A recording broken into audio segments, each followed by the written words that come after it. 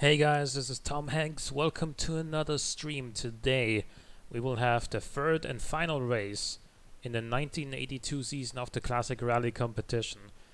This is going to be exciting because we had two different winners in the two previous races, and both races were very tight. Well, in the last race, the first place was pretty far ahead of everybody else, but apart from that, like it was really like up and down for almost every car, so it's gonna be really interesting to see who's gonna come out ahead overall, because the standings are gonna be very close at this point. So I'm gonna switch over to PMG now.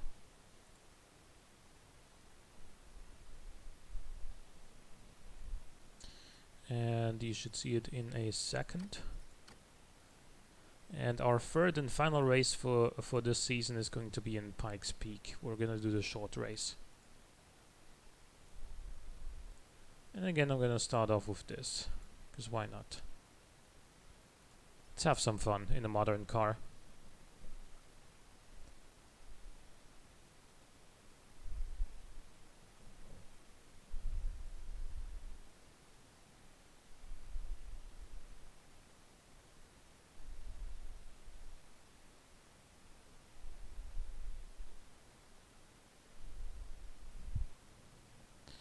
All right.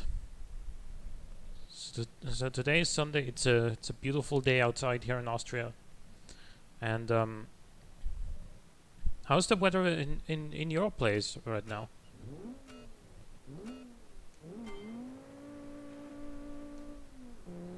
Hey Gerblederp, how's it going? Oh, by the way, get this out of here.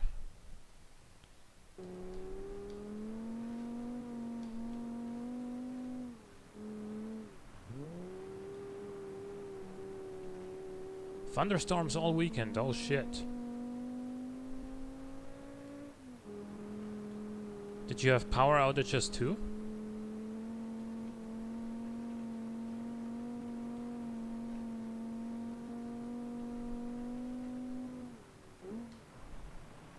Oh man, why is... Okay. Let's be a little bit less aggressive there.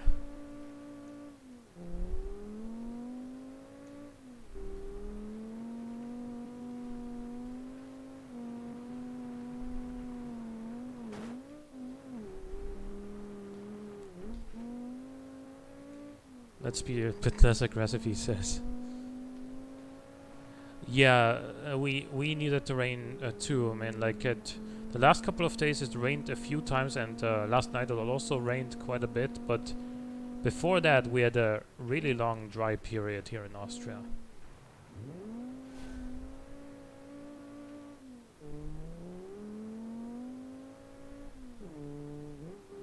The double upshift unintentionally.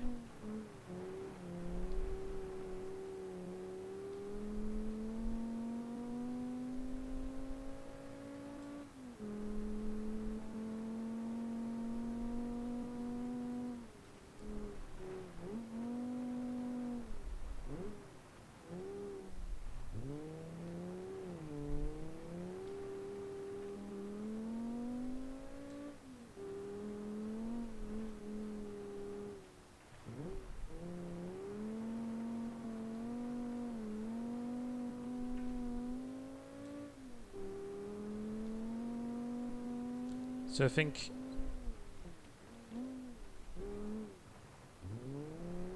a good time here will be around or just below 3 minutes for our competing cars here. Let's see how good. Let's see how close this can get to that.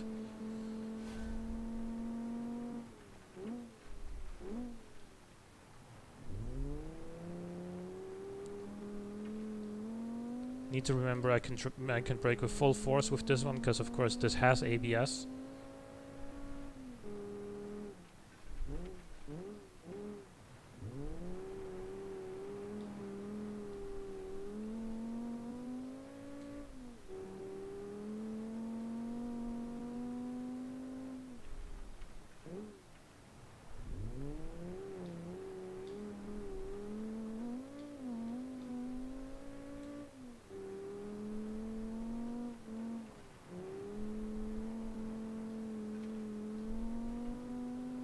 sure why the mouse cursor showed up there for a second. Didn't move my mouse.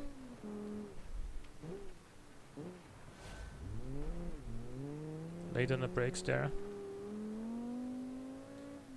And this is definitely not gonna be under 3 minutes.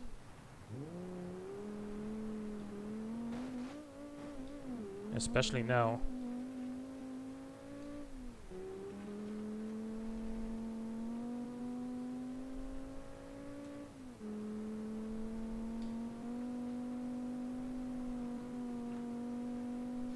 $3.12.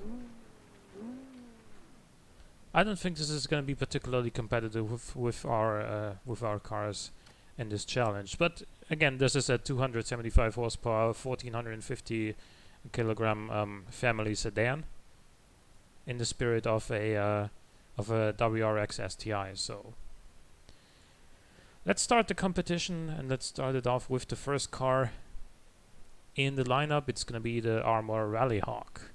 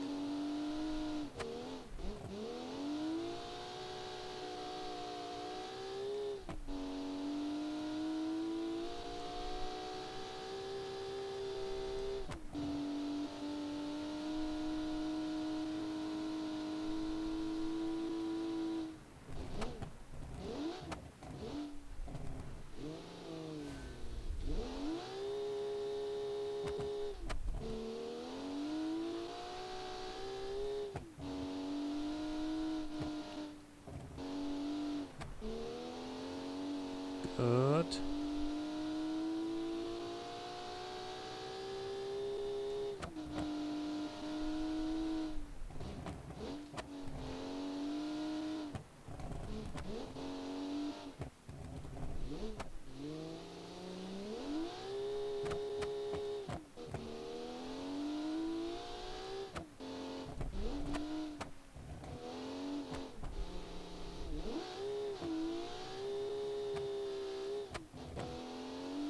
Come on, power.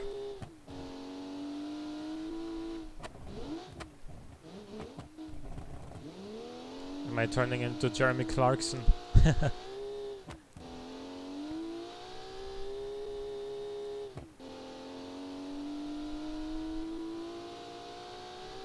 No, but this is good.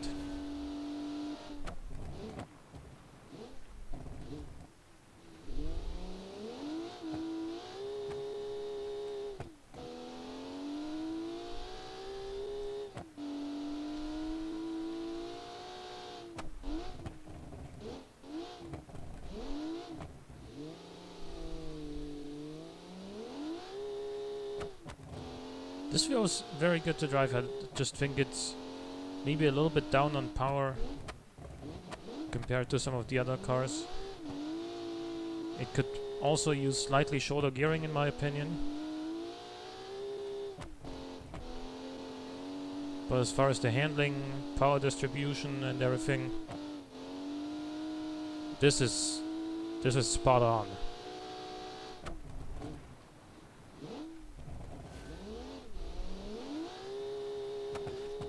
Oh, come on.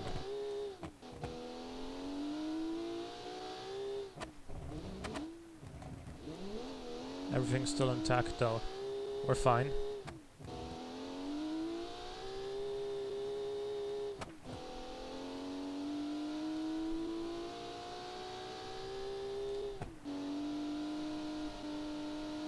And 302.7.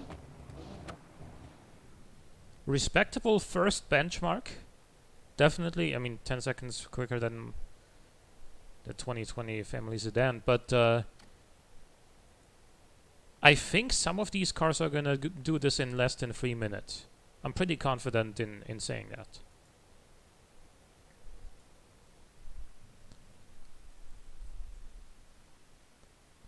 We have the AZLK R5 Turbo here.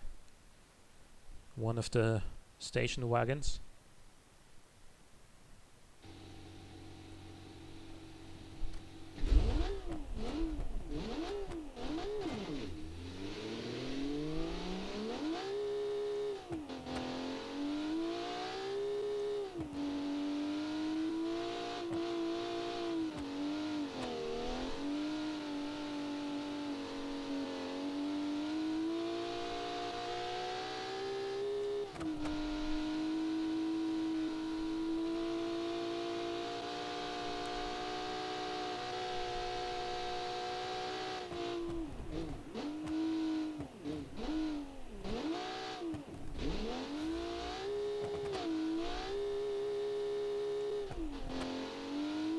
This doesn't feel as fast as I feel like it should with 2.3 bars of boost.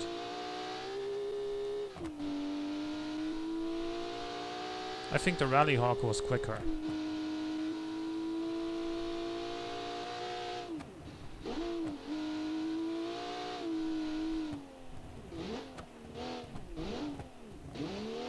The Rallyhawk is almost certainly lighter as well, because look at the size difference between this and the last car.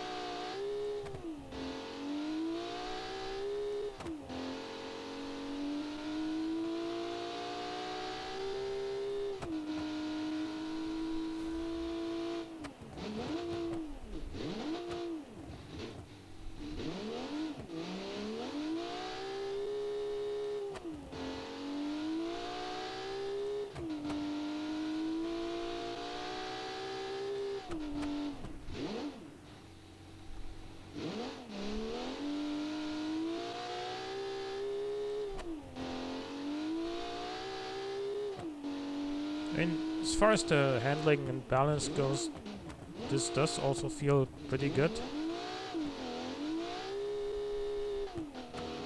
Predictable. But I just feel like it's... I just feel like the engine is a little bit too laggy,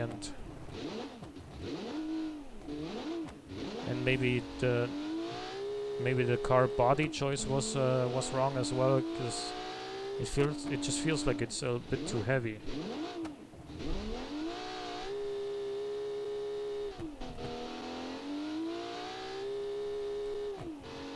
So it's not gonna catch the armor.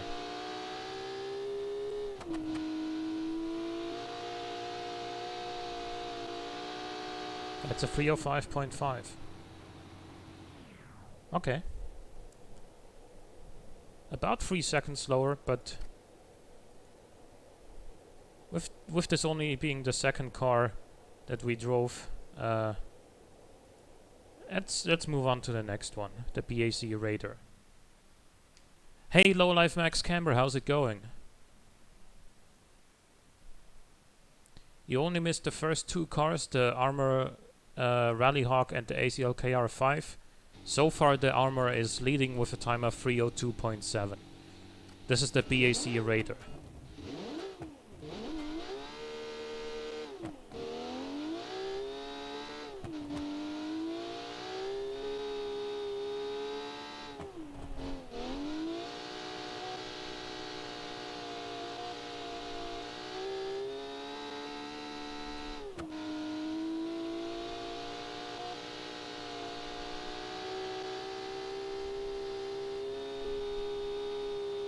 This already feels quicker than the AZLK.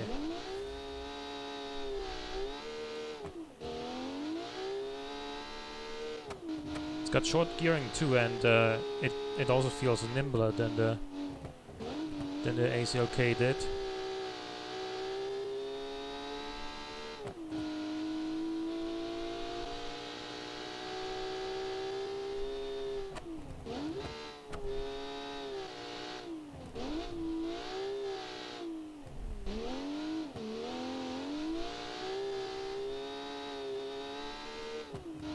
You couldn't do that in the AZLK as smoothly.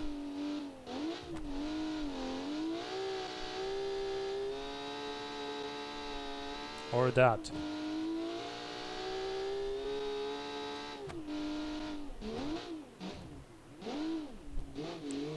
Bit too late on the brakes there, I'm sorry.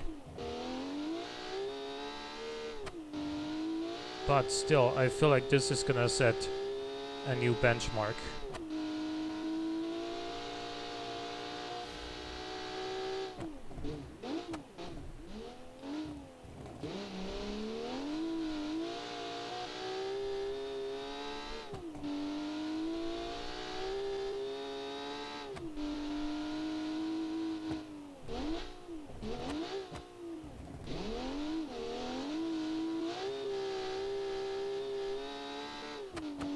It just feels so easy taking those hairpins with this one.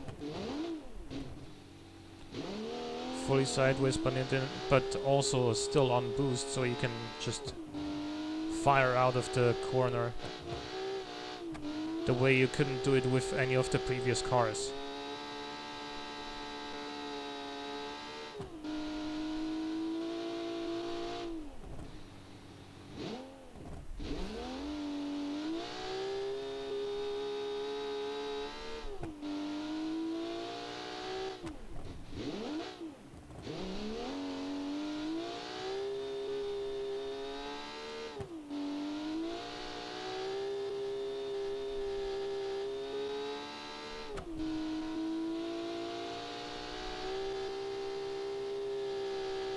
And 300.4, not quite sub 3 minutes, but the lead, but it's in the lead nonetheless. So yeah, very good run. We do have 11 more cars to go though, so let's hope that time stands for a while. Next up we have the Black Panther, and this is a car that was a little bit disappointing in Utah, I have to say. Maybe it'll do better here because the road is much smoother here.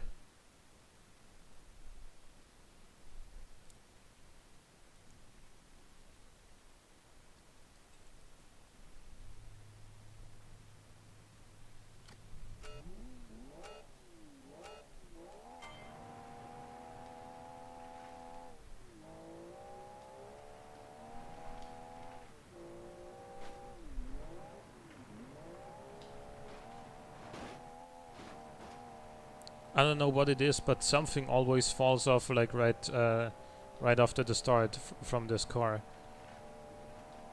At least it's not something functional, I would be noticing that.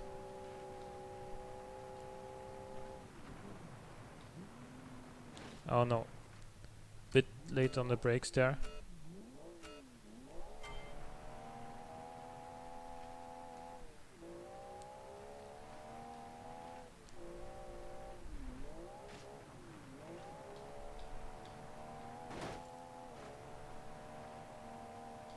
But the way this fires off the line, I think is unlike any other car in the competition. And that's with a naturally aspirated Boxer 6 and I think only 267 horsepower, so...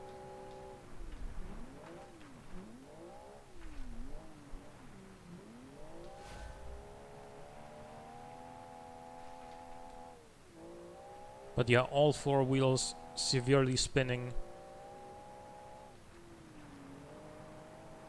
from a naturally aspirated engine here at launch. So I mean,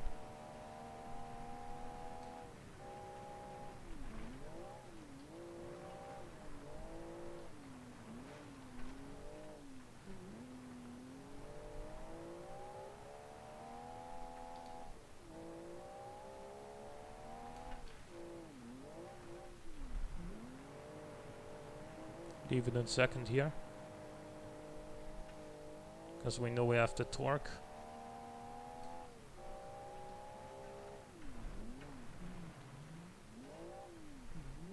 I'll grab first here though.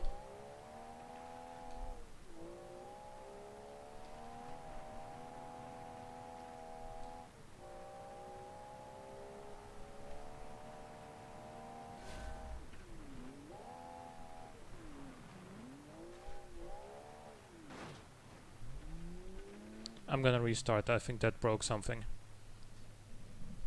Sorry for that.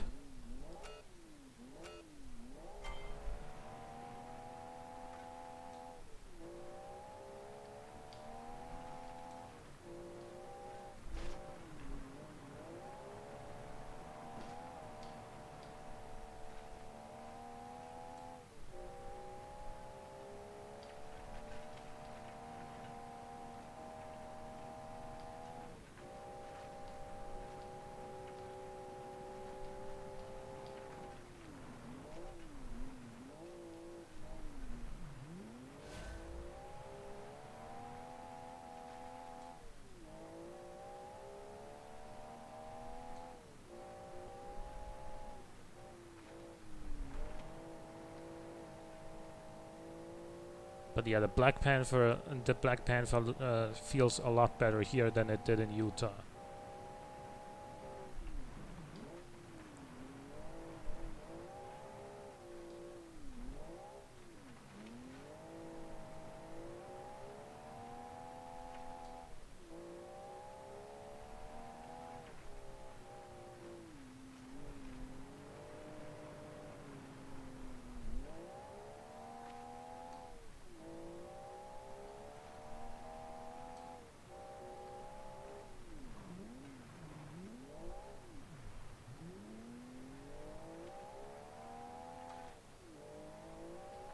The weight fires out of these tight hairpins.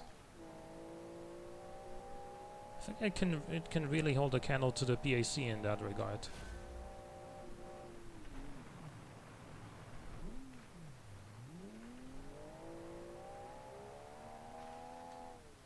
Because the engine response is just immediate, because obviously it's naturally aspirated.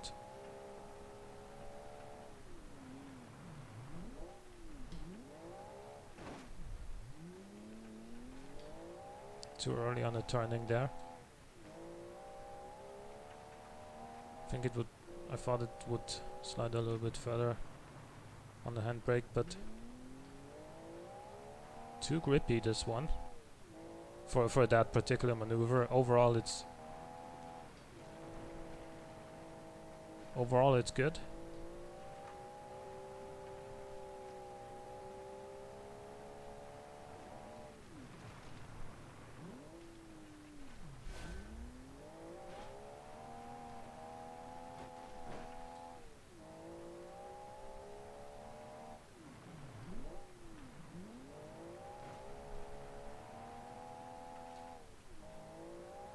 Still feels solid here, though. It feels much more at home on these smooth roads than it did in Utah.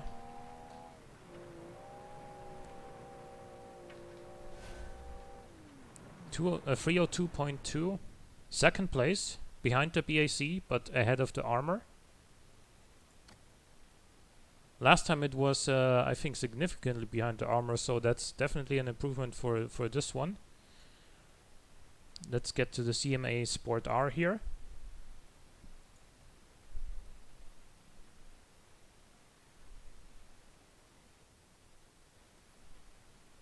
Yeah, definitely a solid run. I feel like it just felt more planted here than it did in Utah, probably because it's just a little bit too low and too stiff for Utah, but it works here because the roads are less bumpy.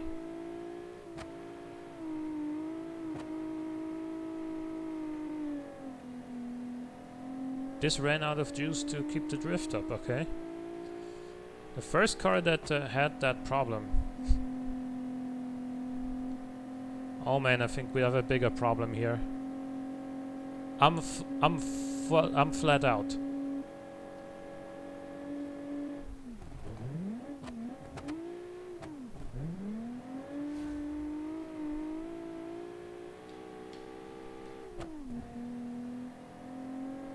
Okay, now this is significantly down in power compared to the previous cars. You can feel that. I mean,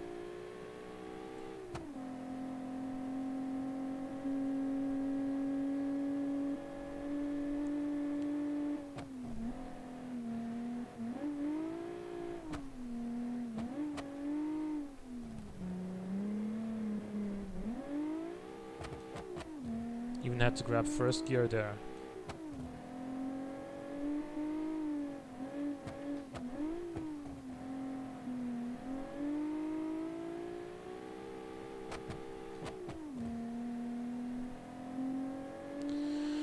Oh yeah, so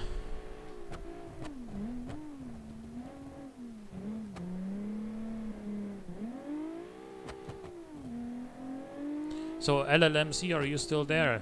I mean, we got plenty of time to talk now. What's the weather like at your place? It's sunny in Austria. Sunny and very warm.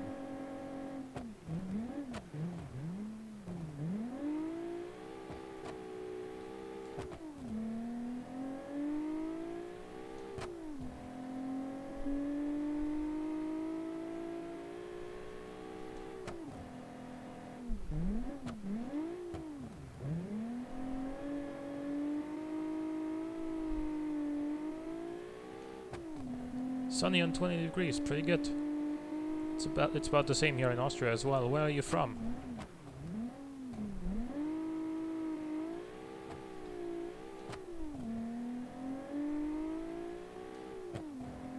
Canada, right? No?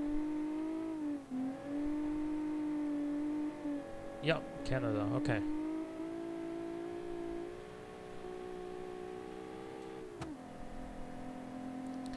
Okay, so we're gonna get to this last checkpoint in this car at 2:56. The BAC finished the whole course in 3 minutes point 2, so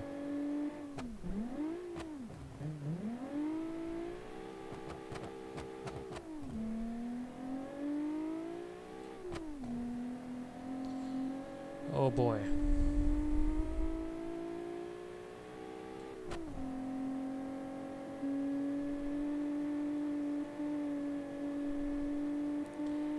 See, that's not good.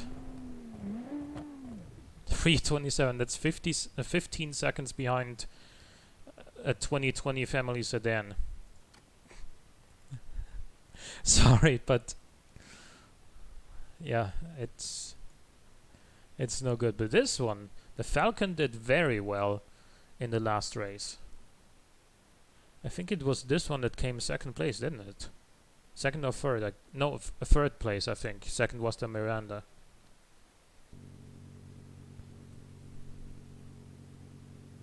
You managed to do a 306 in testing. Interesting.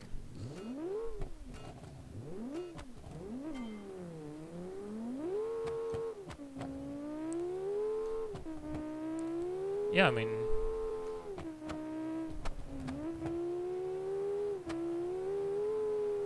I obviously know this track pretty well at this point. I've driven on here quite a lot, but of course I don't have quite as much experience specifically with this car or your car, you know. I've driven many different cars here already, but yeah, I'm gonna see if I can get close to the car's full potential here. I'm trying my best with all cars, of course. And the Falcon seems very powerful here. Here it can really shine with its 430 horsepower.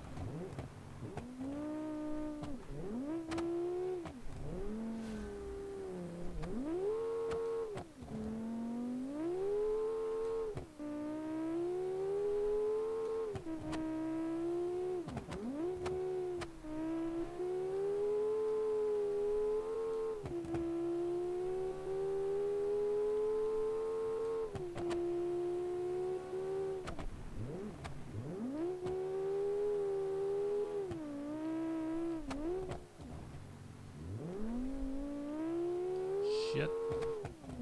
Ran a bit wide.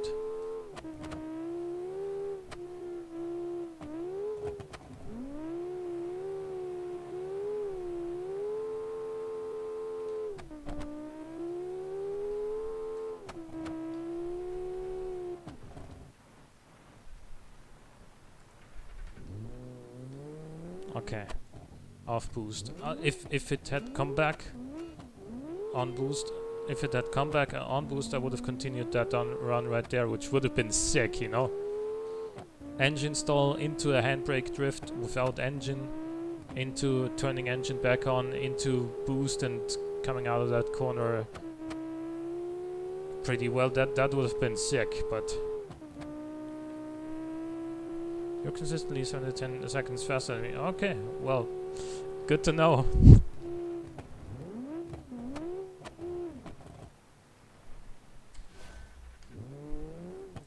This engine likes to stall because there's just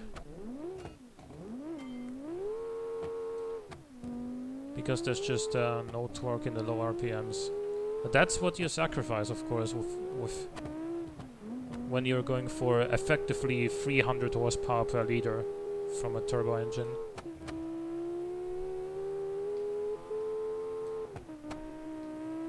You have huge top end power, but you got nothing in the low RPMs, and so the engine is likely to stall.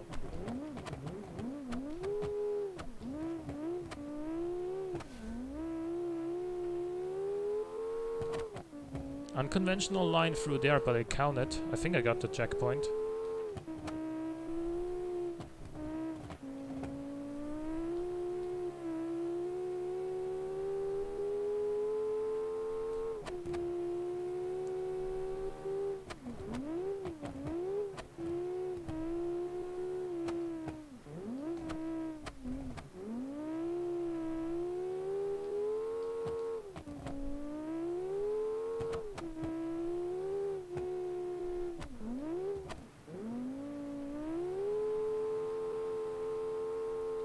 Very nice through there. If you can keep this thing on boost, it's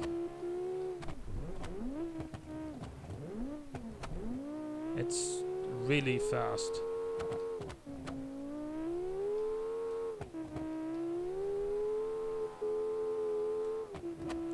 And if you can keep it on boost through the corner, it can drift very, very nicely as well.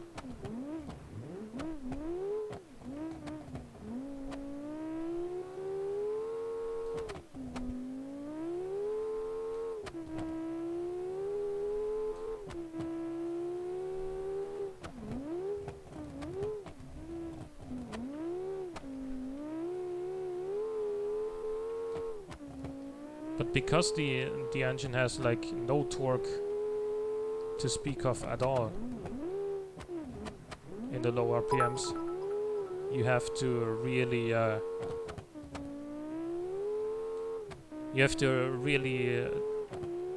try and blip the throttle on the downshifts.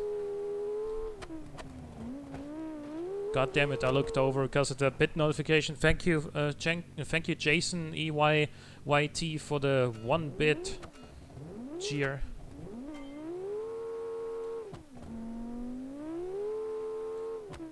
I should disable notifications for 1 bit. Not that I'm not thankful, but because it's sort of distracting and pretty loud, and if it's only gonna be 1 bit and no message,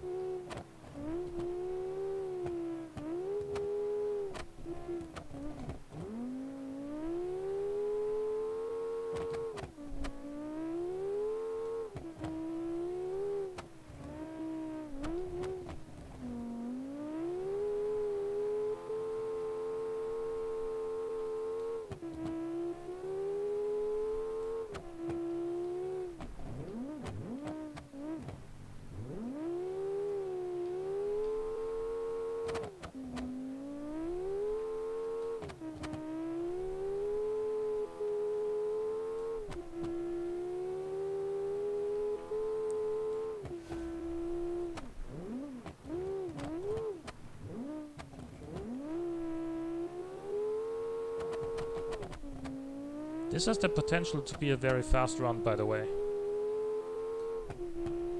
It feels fast anyway.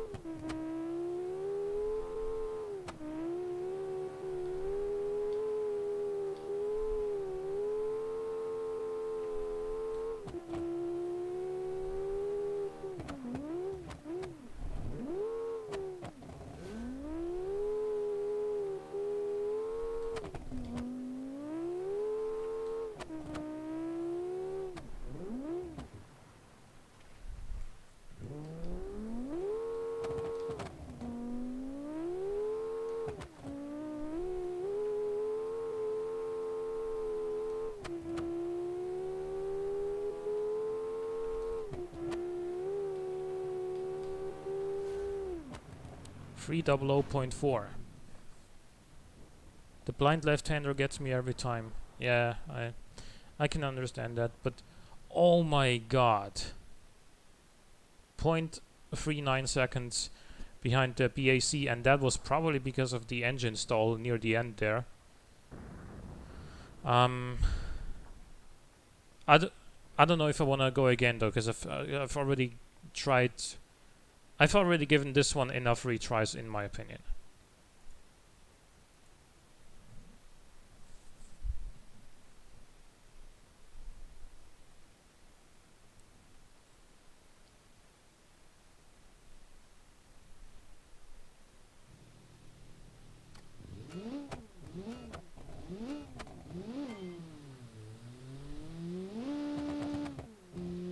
Another car with very high boost here, the Halpin Scorpain.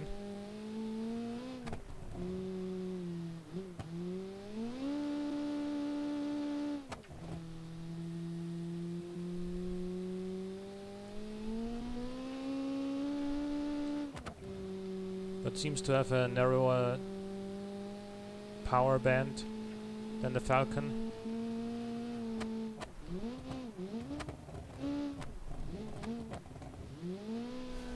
And longer gearing, so it doesn't manage to stay in its power band as effectively as the Falcon does it.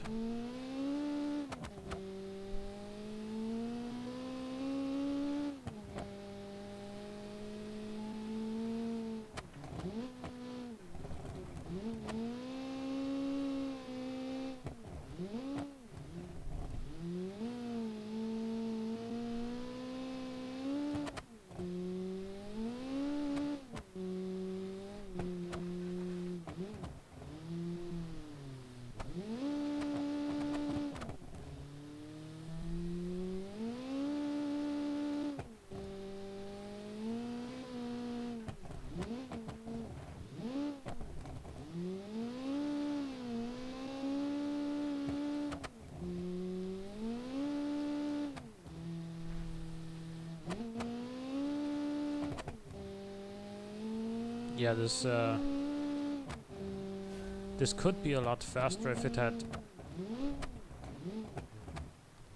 better gearing. And by better gearing I mean shoulder gearing.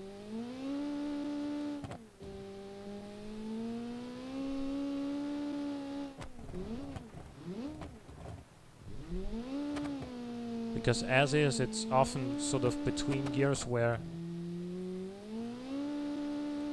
you shift into the next gear and there's no power because the gearing is too long and you're outside of the engine's power band.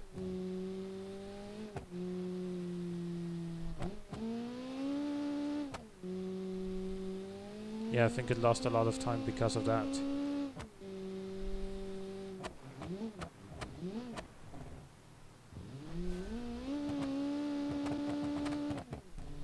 Thank you for the new follow.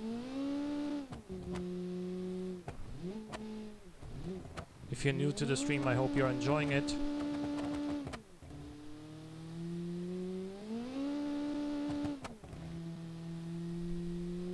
Come on.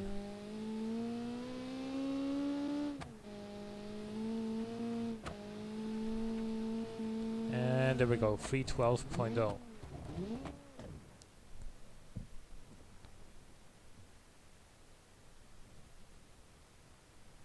DJ Adania, is that how you say it? Hello, welcome to the stream. Next up, the Jidosha K Setsuzoku R2. Yes, okay, right.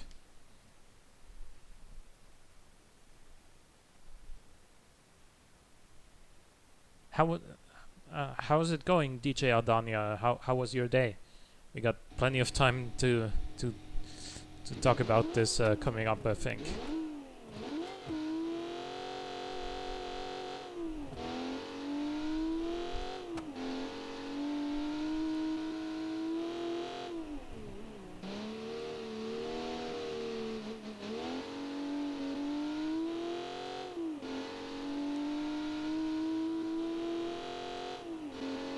Logoris, you missed your car?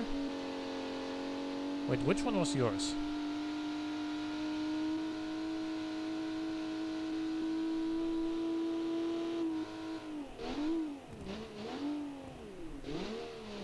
Oh, I went into that corner a little bit too fast. The Falcon, yeah.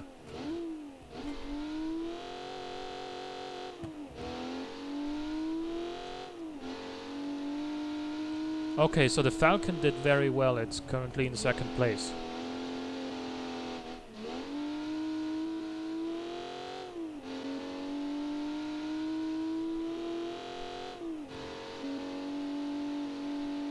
And I think besides the LLMC maybe, and besides the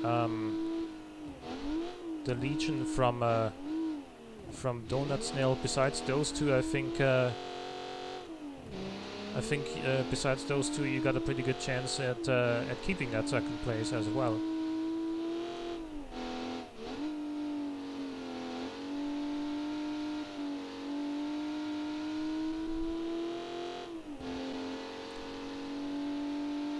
Yeah, by like the thinnest of margins.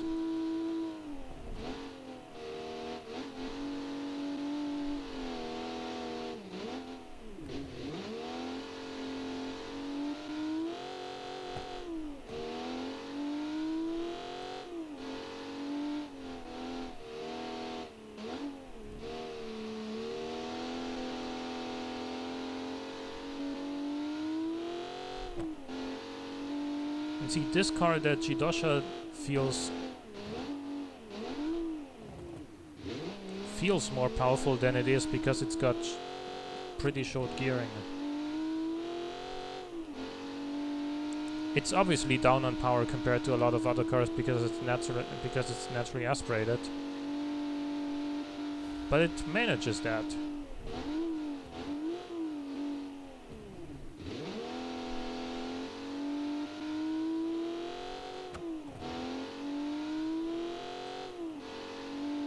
Whereas the Halpin Scorpain that we saw last had like 383 horsepower, I think it makes precisely. But because that engine is so heavily turbocharged and there's so much turbo lag and the gearing is too long, you're oftentimes not in a power band when you upshift, and you lose a lot of time that way.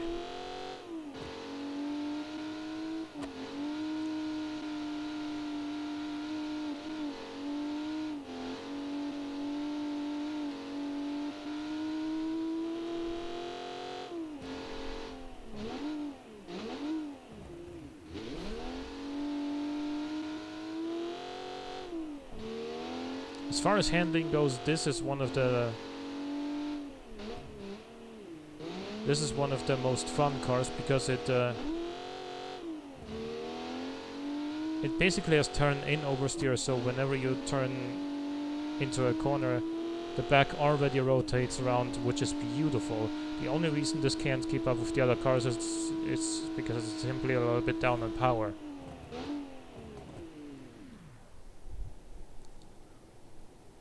Yep, you see, this is there's the Falcon, there's the BAC Raider, so very, very close together, but still. Next up, the Legion Songbird. And this won Utah by nearly 7 seconds. So you obviously have to take this into consideration when speaking about cars that that could win here on Pikes Peak.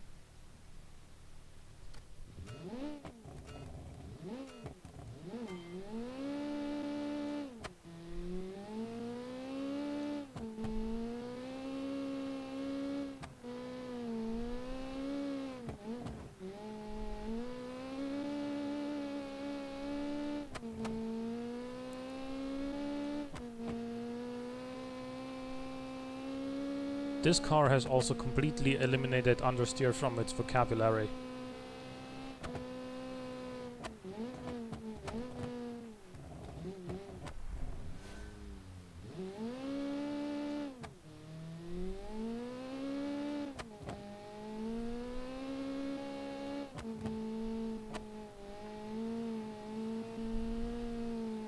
I was so confident going into that corner. I knew it would go around.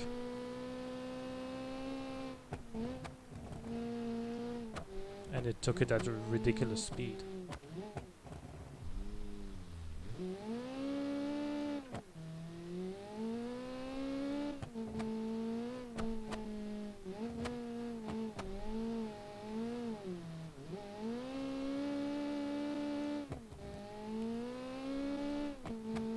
Good gearing 2 on this one.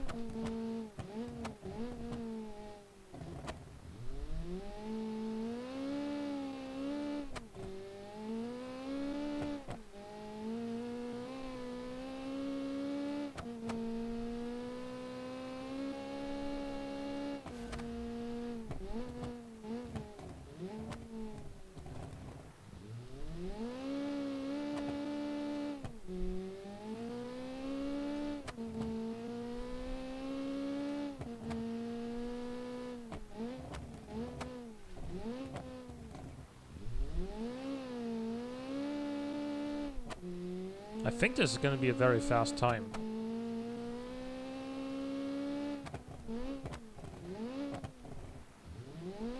Feels like it anyway.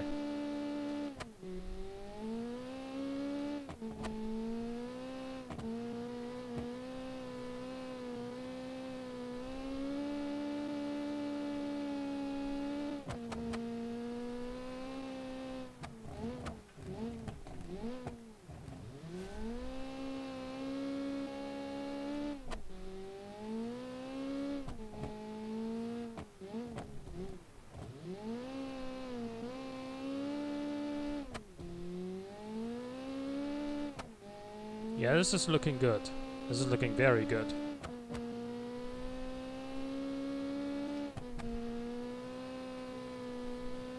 And 255.2. Oh yeah. Sub 3 minutes. I knew it could be done. I didn't know which car would do it, but I knew it could be done. Oh yes, this is like the very strong suit, the strongest part about this car is not just its engine and gearbox combination, but the front end, like the way this turns in is just incredible. There is no hesitation, there is no understeer in this car, absolutely none at all.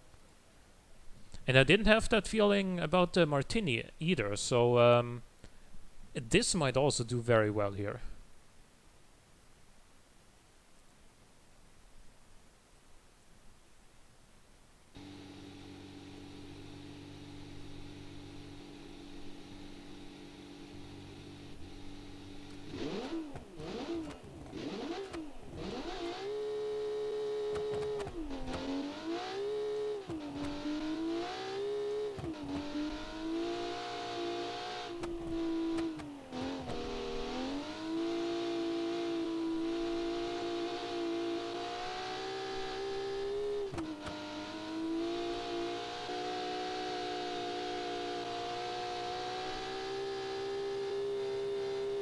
Man, flat out there.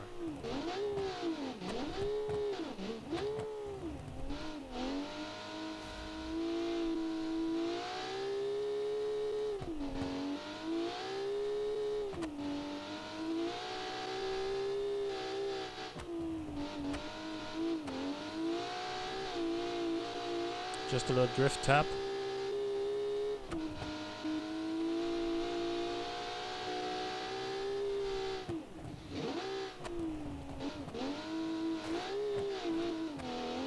Okay, that was more than a drift tap, but I think we're still okay.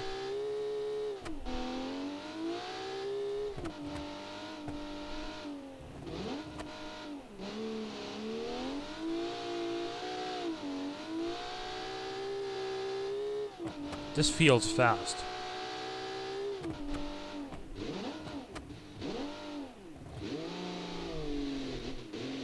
Oh shit. I'm sorry about that, I short shifted. I thought I was in second gear there.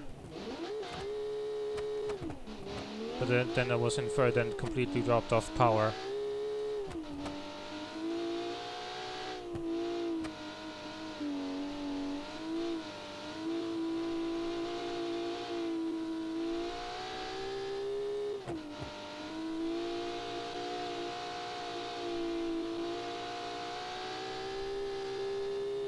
Did you build this car mostly for Pikes Peak?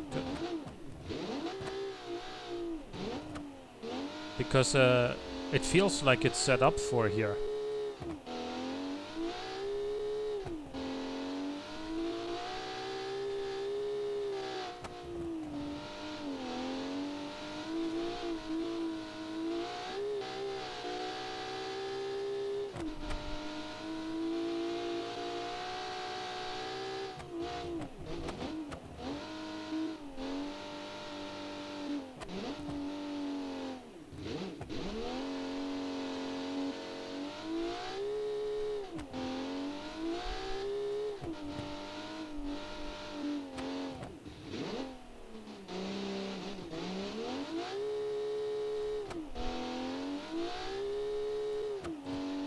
Try to find the balance.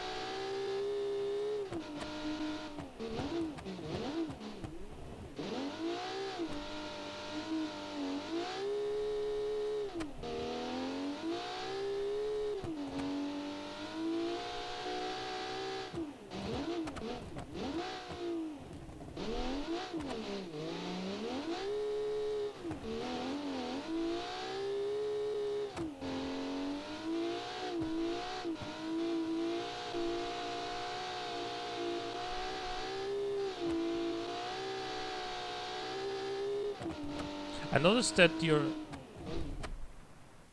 Oh my god, engine stall. One thing I was gonna say though about your car LLMC is that when I imported the car into automation, I already noticed that you deliberately kinda limited its top speed by gearing. And then tying back to what I said in Utah, I think you should have given... I think you should have used that and given this car more downforce, because it... Here, it's fine, but in Utah on the long straight it was...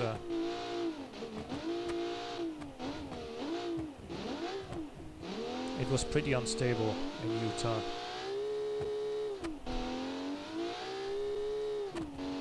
I think that could have benefited you, because... For example, this corner you could have taken... It could have taken faster. And then this upcoming right-hander here, it could have taken that faster because it would just stick to the ground more.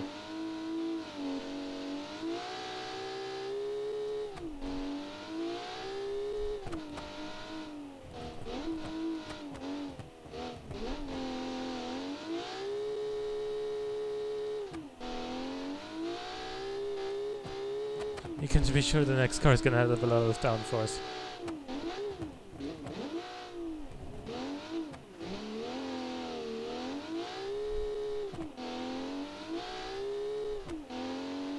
Alright, and since we're already at the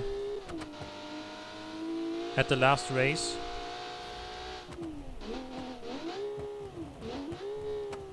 I can maybe talk a little bit about the next season as well. So obviously, as far as all of the regulations go, it's gonna be in the video that goes live in pretty much exactly 1 hour from now. The year is gonna be 1984, and it's gonna be the sub-3 liter class. One thing I think I forgot to mention in the video is that in the sub-3 liter class there was a minimum weight of 960 kilograms. I'll put that into the description though. If I'll put that into the video description of that video though, if I get around to that before it goes live. But anyway, that's gonna be a lot of fun, because we're gonna have cars that are more powerful and faster than these ones, driving on tracks that are that have just as little grip as here. And it's a 304.9 for the Martynny. Pretty good result, but not close to the Legion Songbird.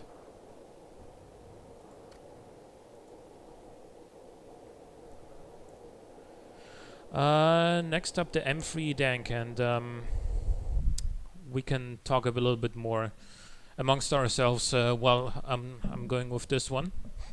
So, what's your favorite Group B car, everyone? Like real life Group B.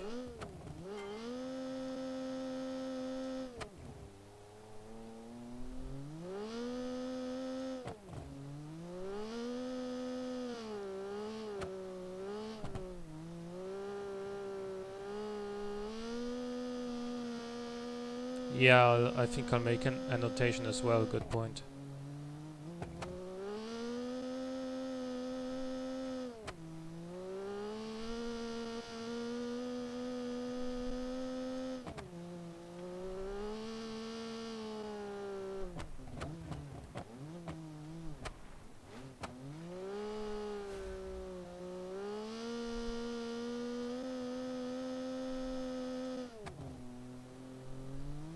Lancia 037, that's a good choice, and honestly, for me it's probably also the 037 or the Delta.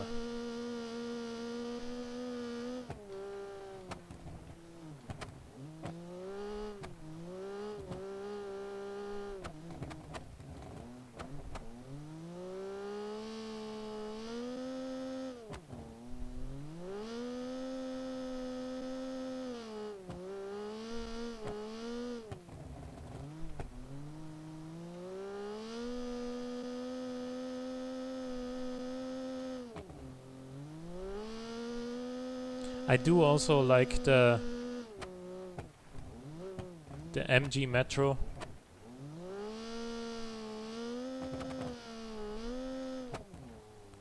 It just looks so freaking boxy and so sort of kind of buffed up, so much on steroids compared to the road car of the Metro. It's just completely nuts.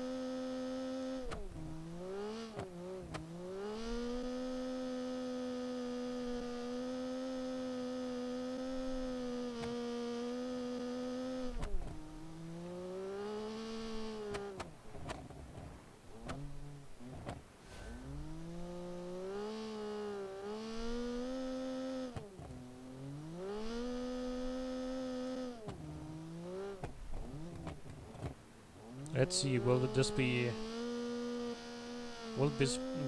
the slowest car for all 3 races? To do that, I think it has to be slower than 327, and it is. Okay. Yeah, 327 was the CMA Sport R. Yeah. The M3 not so dank, I suppose. Oh. Yeah, let's not drive that here. This, however. And I think this is gonna be a pretty strong contender, I'll be honest with you. Because when this gets into its power band, it just flies. I think subjectively this feels quicker than the Falcon on the straights, and that can really help it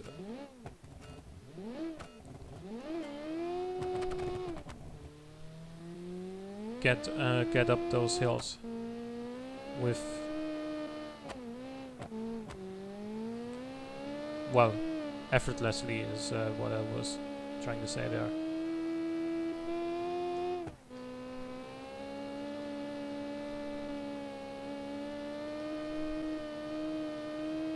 Look at the speed.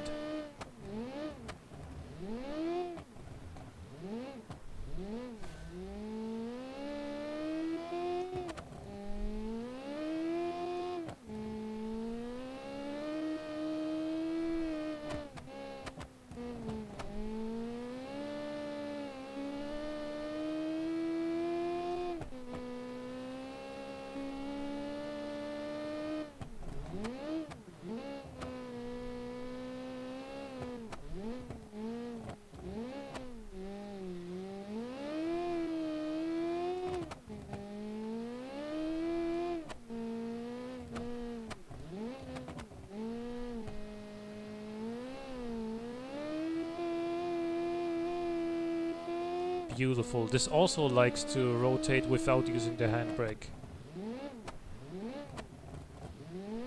which is good. I mean, I still use the handbrake like in hairpins like that,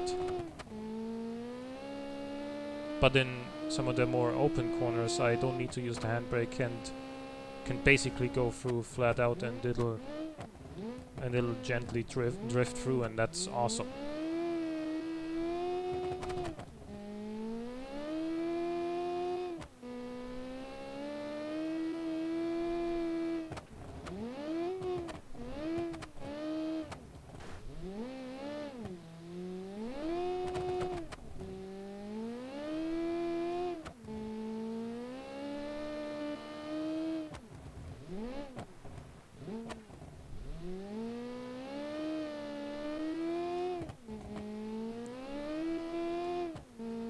Left-hander coming up here.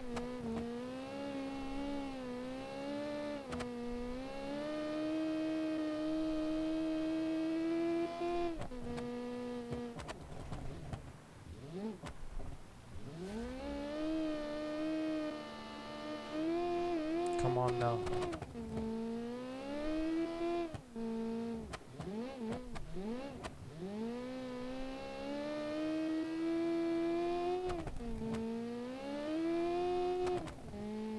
Is it gonna catch the Legion Songbird?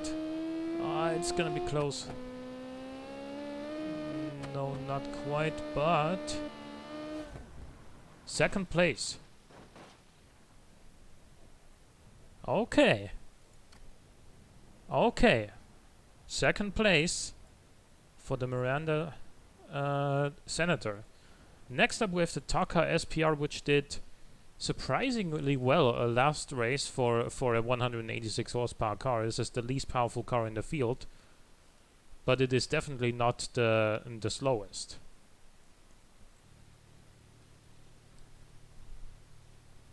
Although, of course, up the hills here, up these hills here, it may feel like it's lacking power more so than in Utah, where a lot of the time you're actually going downhill. But I have to say, it doesn't actually feel that slow. The The CMA Sport R, felt way slower than this.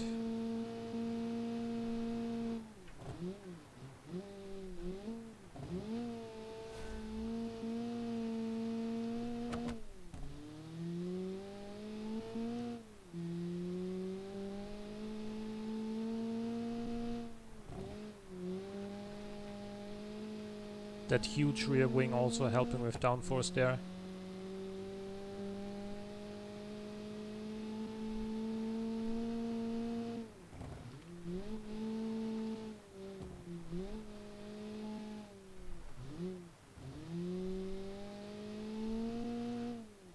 It understeers a little, this car, but you can rectify that with the handbrake.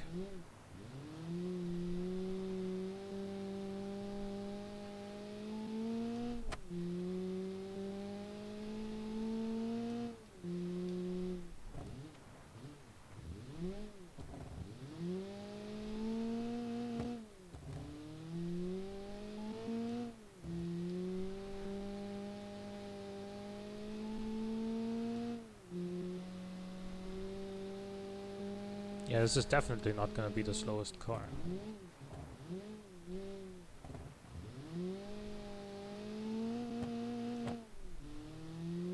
Not the quickest either, I don't think, but this is solid.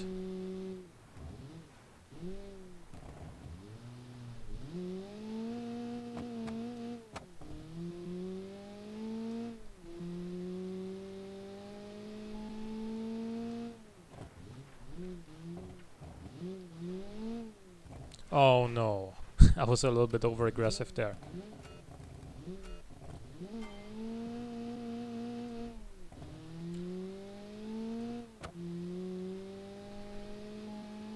Do a barrel roll.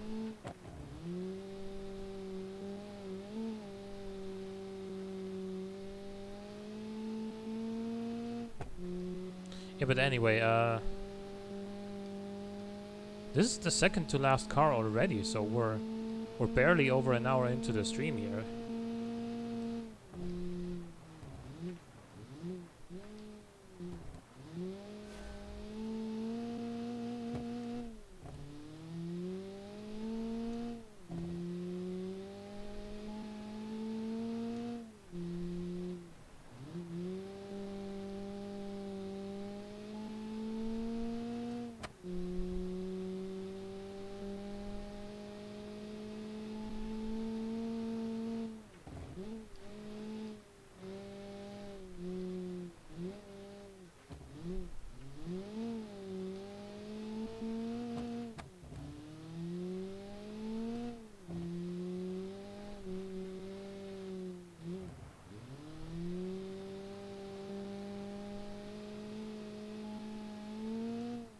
Nice drift through there.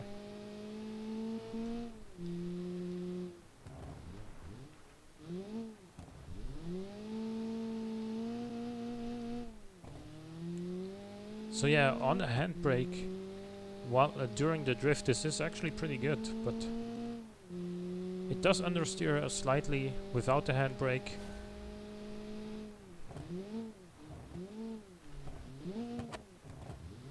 But again, not a huge concern.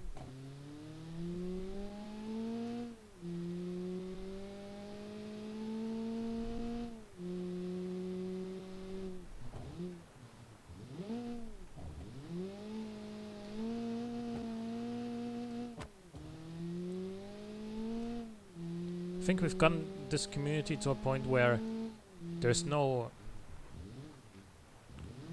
cars that handle badly anymore.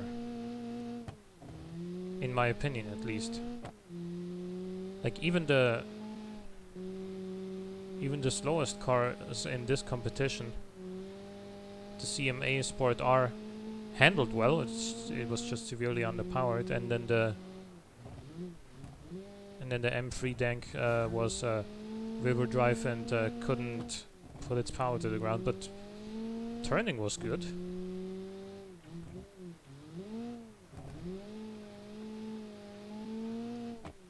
Sure, some cars handle better than others. Some cars are true standouts, like yeah, like the Legion and like the BAC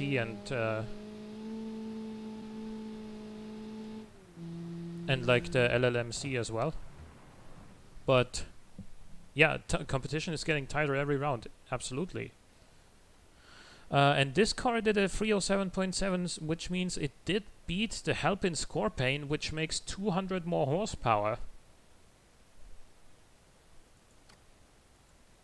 But that power is just completely useless because it can never get into its power band on an upshift, and that when it does eventually hit boost, it's faster, but it loses so much time before that point that overall it's still slower, and that's the problem that the Halpin Scorpain has.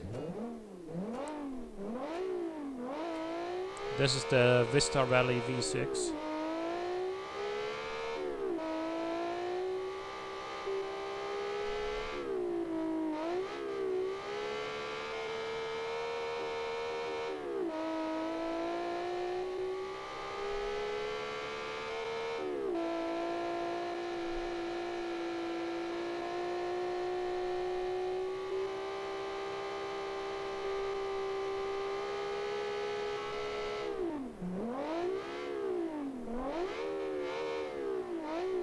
I was early on the brakes there and completely messed up the line through that.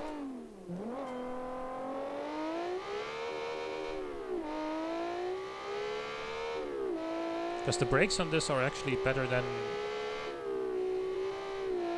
I expected.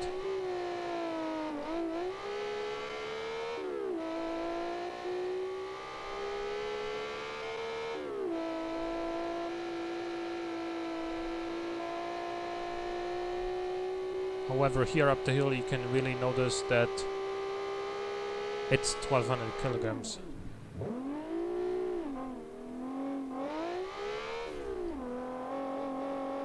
So the 270 horsepower V6 is decent off the line, but then when you really start feeling the weight, you can sense that it's just not accelerating as quickly as the other cars. It's not the slowest. It's just noticeably slower than some other cars.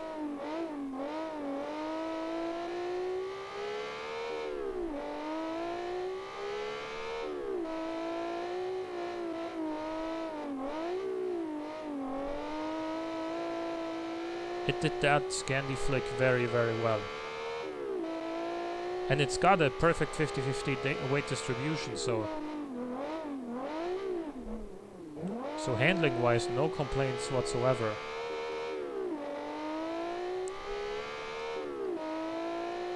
And I do realize that obviously if you were to make this car, say, lighter by using a fiberglass body,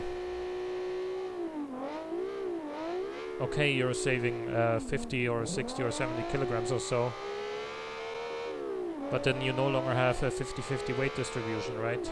So, because the majority of the weight is obviously going to be on the front, where the engine is.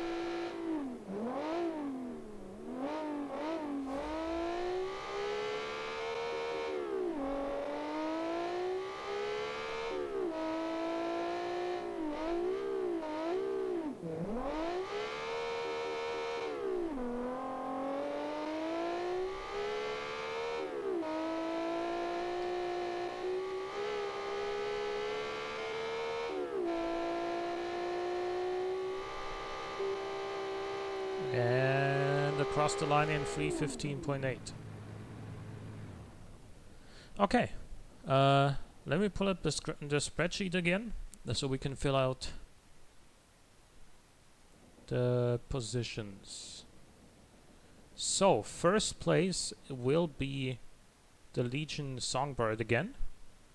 12 points for this one. Second place will be the Miranda Senator.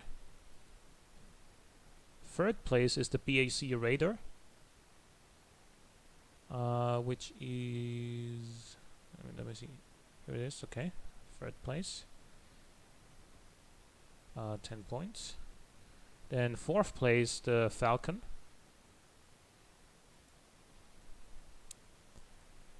Then fifth place, we have the Black Panther, doing better this time than last time.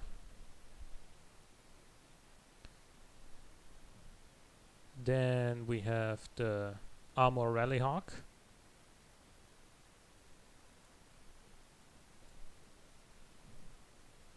Then we have the LLMC.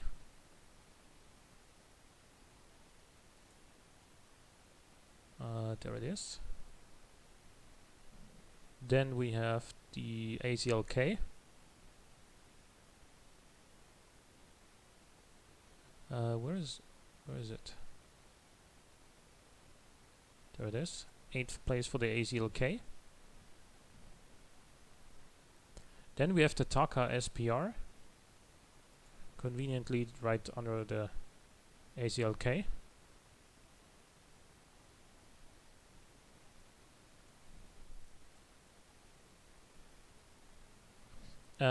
Then we have the Halpin Scorpain in 10th place with like the third most powerful engine. But that's it. That says it all. Power is not everything. Then we have the Vista Rally in 11th place with 2 points. Then we have the Chidosha in 12th place, snagging the last available point. Then we have the CMA Sport R, 0 points. And then we have the M3 Dank, again 0 points, and again last place. So overall, I'm just gonna do the scores in for the cars in the order that they were sent in, because that's the order in which they are on my spreadsheet. So the first car that was submitted was the Chidosha. So that has an overall score of 5. Then the Halpin Scorpain has a score of 12. Then we have the Falcon. So 7 for the first race, then 10, and then 9. So that makes 26 points overall. Very strong. Then we have the Miranda Senator. 9 plus 11 is 20, and then 11 more for the third race is going to be 31. Then we have the Armor Rallyhawk. 8 plus 8 plus 7, that's 23. Then we have the BAC Raider. It won the first race, so that's 12 points, then 9 points in the second race and 10 in the last one, so that makes 31 total as well.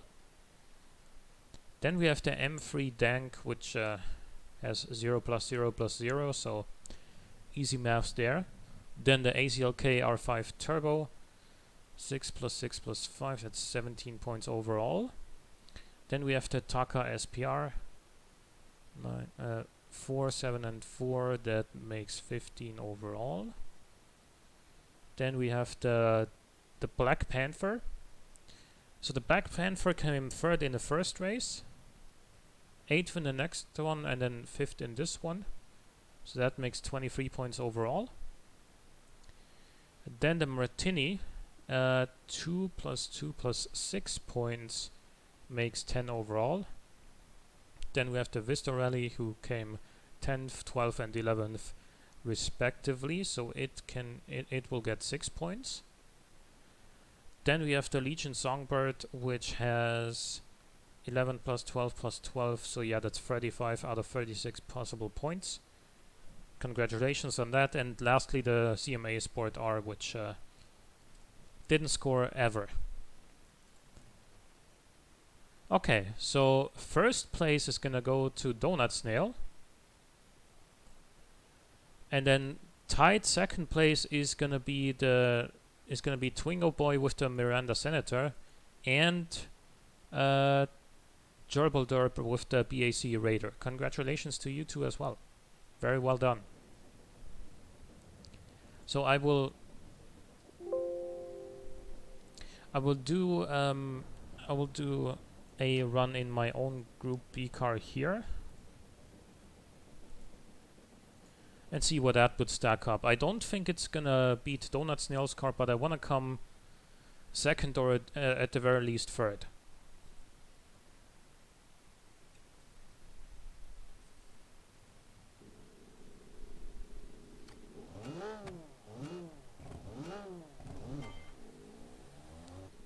Bad start.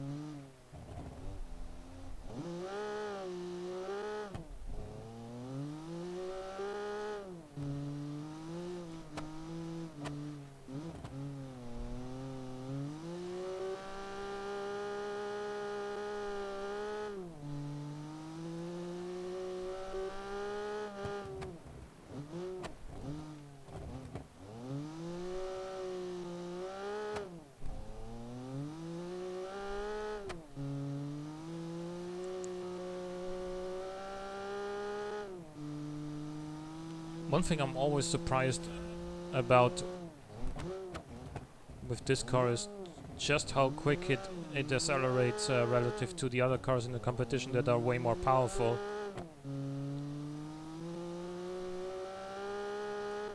Like between these corners on the straight, it's right up there with like almost with the Falcon. And this only makes 270 horsepower, whereas the Falcon makes 430.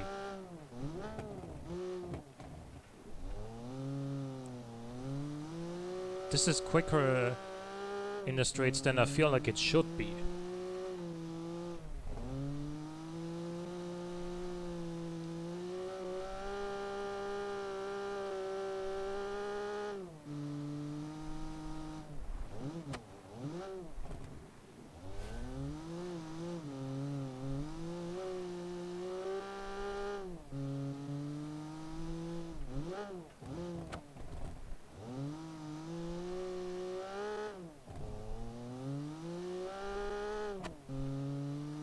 Come on now. Can I get a sub 3 minute run with my car? Oh, it's gonna be so close. 259. Yes. 259.7. And it does give me third place.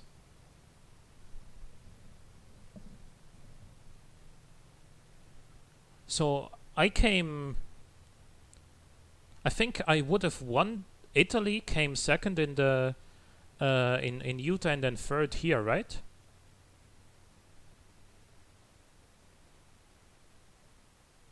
Man,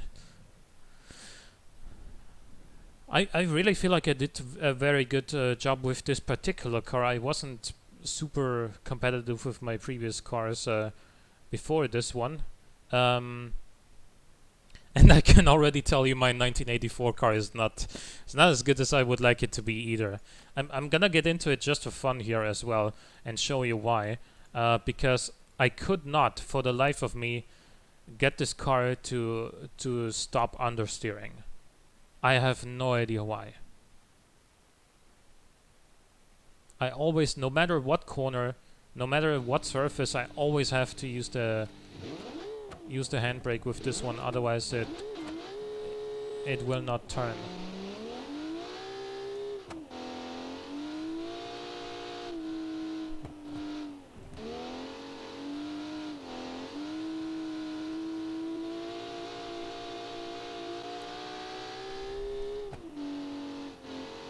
See that? Can't be flat out there.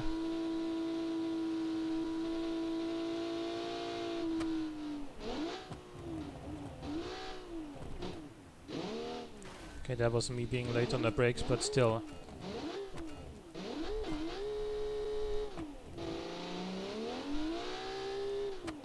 So yeah, that here you're gonna get a little taste of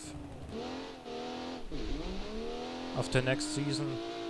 I'm gonna come straight out of it. I think this car is gonna be slower than the Legion Songbird here, simply because of the handling conundrum.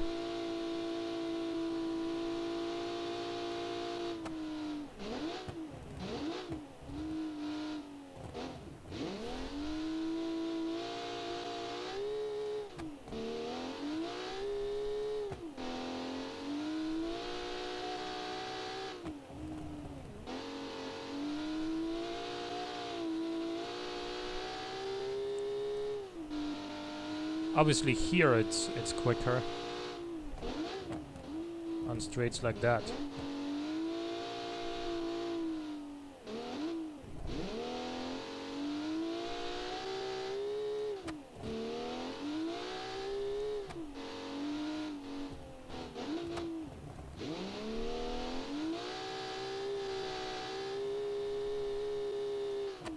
Once you do get it thrown into a corner like that, that's when it works, but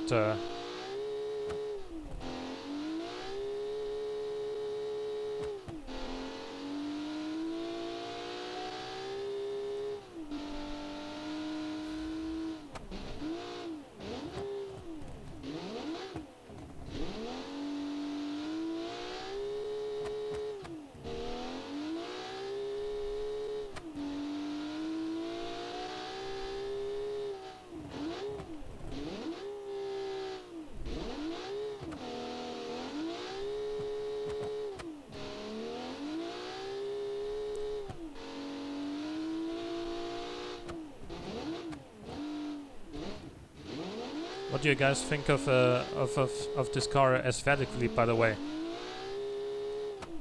I feel like the black and red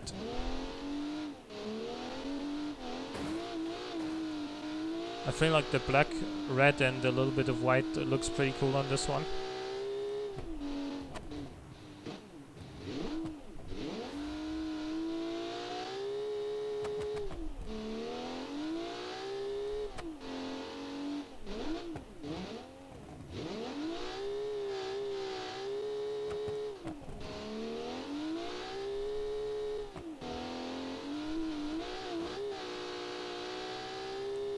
So this is gonna be under 3 minutes, but is it gonna be under 2:55? No, it's not. 2:56.9. As I said, it's gonna be slower than the Legion Songbird, but it was still faster than the Miranda Senator. It should be, because it's got a bigger engine. Maybe a few more sponsor decals. I mean, I worked with the red stripes there as well, as you can see. I like that on this car.